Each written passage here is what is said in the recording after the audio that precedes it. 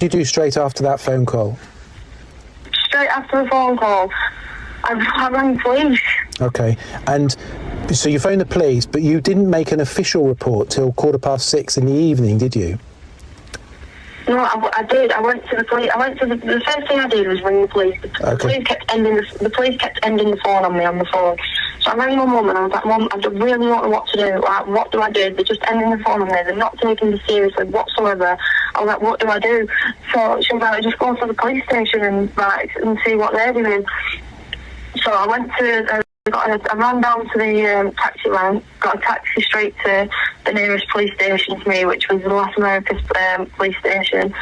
So I went in and I was like, I need to report somebody missing, and she gave me this piece of paper that said, I can't remember what it said. It said like, you need to go on this website and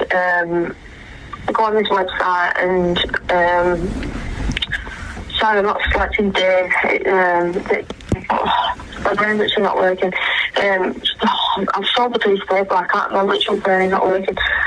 Yeah, but this is what I mean. I was trying to make the report. I was literally shooed out of the police station. Okay. I kept going saying, what's going on, what's happening, and she gave me this piece of paper and it said that I needed to go onto my phone. What are the two black men that drove the car that Jay was in when they went back to their rental address in the mountains? Who are they?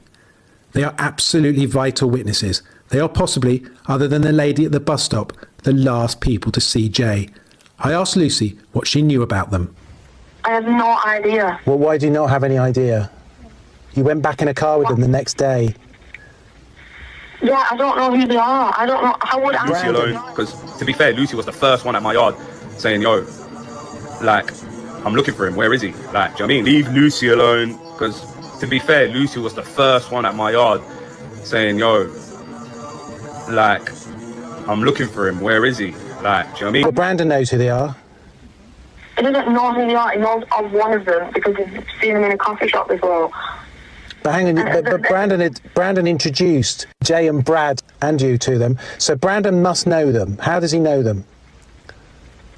What are they involved in, Lucy? Lucy, you just got to be straight with me here. What are they involved in? I am really straight. They're not involved in anything together. I don't have a clue. I don't know how he knows them. It's literally passing in a coffee shop. That's all I know. But you don't pass people in a coffee shop and then okay, what? And then spend 2 nights with them, and then Jay goes back with them. And why are they staying so far away from Los Cristianos? This is what I mean. I don't know why they're staying up there. I don't know. I had never met these people in my life. I don't know who. But you went in the car with them the next day. If I knew who they were, I would have been down to them myself. Okay. If I knew who they were, I would have been down to them myself, and I would have been saying, what has gone on?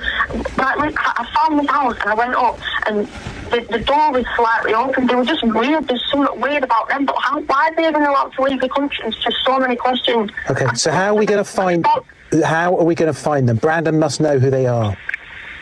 I don't have a clue. I don't know. This is what I mean. I don't know. If I knew who they were, I would have come and spoke to them myself. I've been trying to do digging to find out who they are, but I'm not no detective. So they are telling me the truth.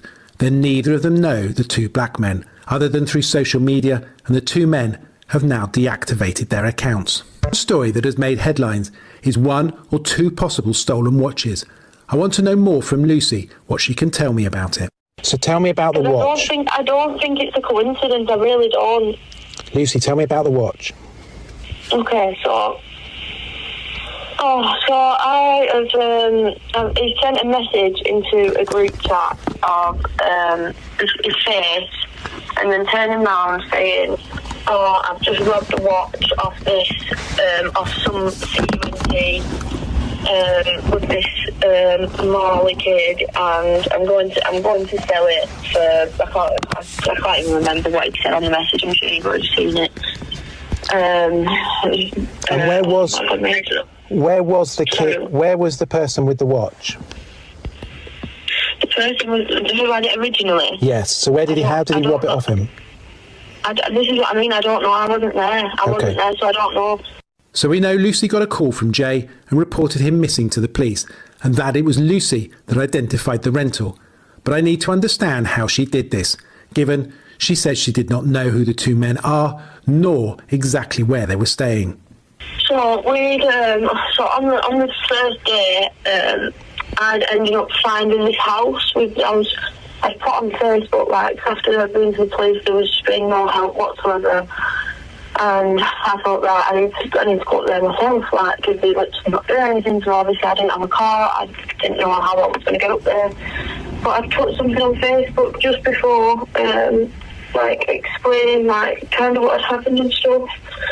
And just said, like, that can anyone help me, like, what do I do about this, like, because I've never been in this situation before, like, I'm only 18, do you know what I mean? I didn't have a clue, like, what to do in this situation.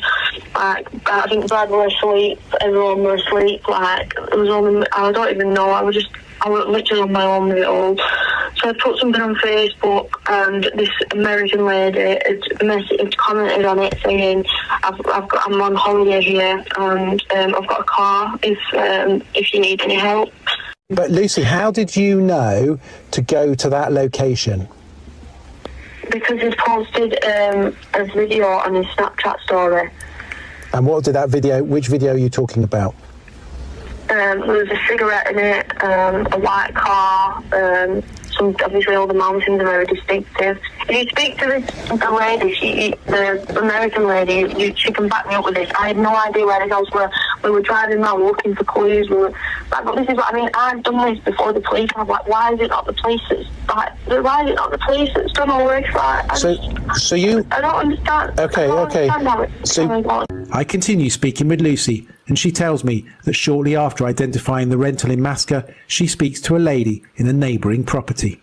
When I first spoke to that woman who lived next door, bearing in mind her brother owns the Airbnb, she said to me, I saw him at the bus stop, and he said he was getting the bus, blah, blah, blah, but never, ever, ever mentioned that she'd seen him walking up the hill. Like, she didn't mention that. I just said, like, what did he say when he spoke to him? How did he see him? And then she was like really emphasising, like, because obviously there's the language barrier there, but she was really emphasising like the stomp. She was like looking at me and said, like doing a marching like thing, as if to say he'd left in a hurry. So I just think that's also weird. Like, he's left in a hurry with two knives down his pants, but yeah, he's been fine. The night before, when I was awake, before we'd gone home, and he'd messaged me saying, I'm going on a mission, blah, blah. And then I've gone home, I've tried to find him, blah, blah. All I hear is waffle, more waffle, and extra waffle with some syrup on top. And I've ended up going home, gone to sleep, woke up to the call of Brandon in the morning, saying, oh my God, he's in the mountains. So I'm like, what? Rang him, blah, blah. Obviously, I can't go back there, But then in the meantime of this... So he's saying he can't go back to the rental, yeah? Yeah, but I was just saying to him, go back to where you just come from, what can you see? Like, do you know anything about where you are? Blah, blah. And then, obviously, I didn't know about this straight away. Like, I'd heard snippets about him. But then, obviously, I've spoke to this Josh, and he's saying that he's come out, when he was smoking the cigarette, and he's put the video on his story, he'd sent a video to this Josh, who we'd met on the plane. Yeah. 2 kitchen knives out of the Airbnb and put it down his pants, and then lifted his top up and showed it to him. He's like, oh, just in case anything kicks off, I'm like, do you know what I mean? So he had 2 kitchen knives up his top in a Snapchat to Josh. Well, from what Josh is saying, but he's not going to lie about it. But I've obviously not seen this. He had 2 kitchen knives with apparently orangey yellow handles that he took out of the apartment, down it like. His shorts, down his shorts, and with his t-shirt over. And these are the apartment where he was with the black guys, or his own apartment? Yeah. The B&B, right. So he took the knives from the B&B?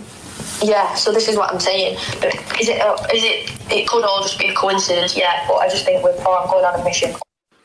Yeah, I said to him, look, if you're ever going to listen to me ever in your life, you need to listen to me now and go back to that house. Like, your phone's going to die, and then, like, you're in the middle of nowhere, like, you need to go back. And he said, no, I can't go back there, I can't go back there. But I don't. And why did he... I don't know, this is what I mean. But you must have said to him, Lucy, you must have said to him why.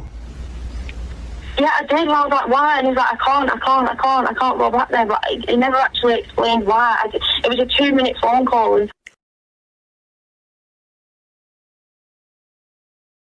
72 hours since you spoke to Jay?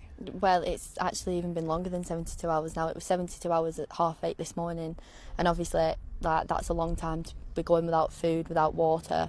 And I just think with the amount of time that's gone by, I feel like a little bit more could have been done on the authorities' part over here. But yeah, it's been awful.